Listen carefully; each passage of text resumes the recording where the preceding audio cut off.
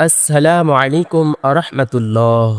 প্রিয় দর্শক, রিজিকের অভাব, দুশ্চিন্তা, জীবনের অশান্তি এসব কিছুর মূলে রয়েছে আমাদের জীবনের গুনাহ।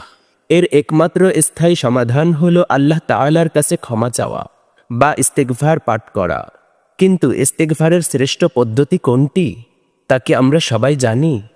ইস্তেগফারের ফলাফল আল্লাহ তাআলা হযরত নূহ আলাইহিস সালামের মাধ্যমে আমাদের শিক্ষা দিয়েছেন।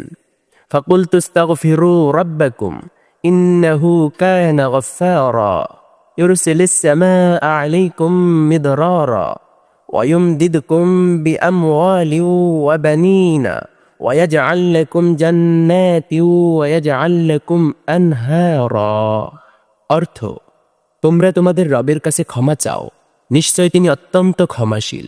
ফলে তিনি তোমাদের উপর প্রচুর বৃষ্টি বর্ষণ করবেন, তোমাদের ধন সম্পদ ও সন্তান সন্ততি দ্বারা তোমাদের সাহায্য করবেন এবং তোমাদের জন্য জান্নাত ও নহরসমূহ তৈরি করবেন।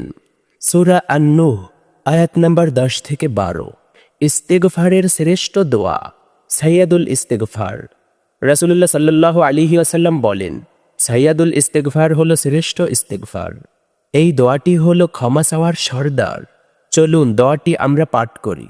আল্লাহুম্মা আনতা রাব্বি লা ইলাহা ইল্লা আনতা খালাকতানি ওয়া আনা আবদুকা ওয়া আনা আলা আহদিকা ওয়া ওয়া'দিকা মাসতাতa'তু ওয়া আউযু বিকা মিন শাররি মা সানা'তু আবুউ লাকা বিনি'মাতিকা আলাইয়া ওয়া আবুউ বিযামবি ফাগফির লি ফাইন্নাহু লা ইয়াগফিরুয যুনুবা ইল্লা আনতা।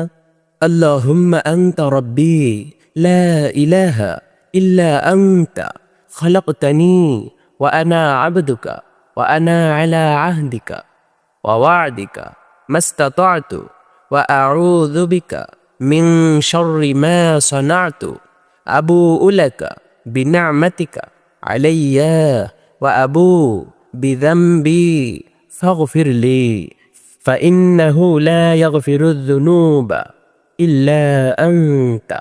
ফজিলত, রাসূলুল্লাহ সাল্লাল্লাহু আলাইহি ওয়াসাল্লাম বলেন, যে ব্যক্তি পূর্ণ বিশ্বাস নিয়ে দিনের বেলায় এই দোয়াটি পড়বে এবং সন্ধ্যার আগে মারা যাবে, সে জান্নাতে প্রবেশ করবে।